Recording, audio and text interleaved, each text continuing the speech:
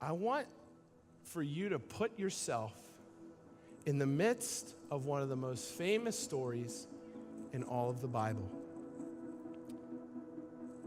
You're an Israelite, and you're camping out in front of this huge sea. You're camping. When all of a sudden, you see that the Egyptian army, led by Pharaoh himself, is coming after you to destroy you. You could say that sin and death is coming for you, ready to destroy you. But then you hear these words, "Fear not, stand firm, and see the salvation of the Lord, which he will work for you today. The Lord will fight for you, and you only have to be silent." But man, you see that army coming for you, and in front of you is this big, vast sea.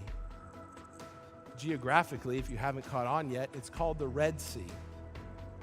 But for our purposes this morning, we're going to call it the Sea of the Law. And it is vast, it is wide, and it is deep, and there is no end in sight, none. And this sea, it's the only way to escape this deadly army that is coming for you.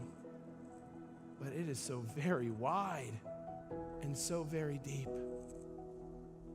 Then you look, and a guy in your camp, he starts running back to Egypt. He says, "I don't care about this thing. I'm out of here. I'm back there." He just ran to sin and death. That's a dead end back there. Where's he going? And then you see another guy. He jumps in the sea. And he says, "I think I can make it. I think I can swim the length of the sea. I can do it." And you're like, "Really?" So he starts swimming and swimming, and he's just getting so tired. He's exhausted. And he looks back, and he really hasn't gone very far. Not far at all.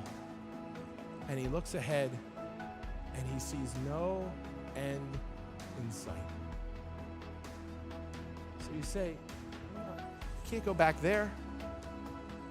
I can't get across the sea. What am I going to do?" And so now you've come to the place where you see this army coming. It's barreling down on you, and you see the vastness of the Sea of the Law in front of you. And you know that you cannot make it on your own. You can't swim across the sea on your own. So here's what you do.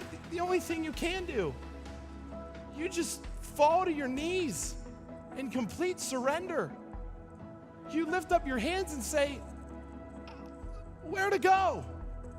Where to go? I'm doomed. The army of sin and death is coming. It's barreling down on me, and there's nothing that I can do." Little do you know that around the same time, there's a man talking with God himself. And the command given to this man from God is, "Lift up your staff and stretch out your hand over the sea and divide it, that the people of Israel may go through the sea on dry ground." And so there you are. You're staring at the vastness of the sea. You have your hands in surrender on your knees. And all of a sudden, this man walks out of your camp.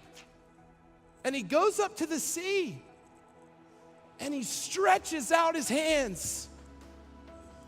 He stretches out his hands. And he says, "It is finished. It is finished."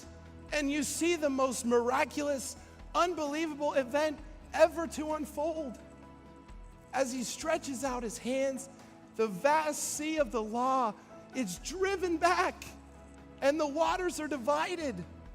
And so here's what happens. You walk through the sea on dry ground. just looking to and following that man who parted the sea, and you follow him all the way to the end. You follow him all the way to the very end. Listen, and as you stand at the end, you look back and you see the army of sin and death vanquished. And then you turn at the end and you see that man who parted the sea.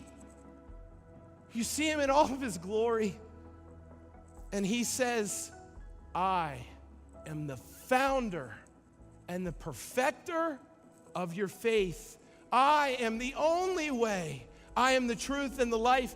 And no one comes to the Father but by me. Because I am the door, I am the good shepherd, and I call out your name and lead you through to the very end. I never let you go, and I'm the Alpha and the Omega. I am the beginning and I am the end, and I am the end of the law for righteousness to everyone who believes. Amen? Amen. That is what righteousness through faith looks like.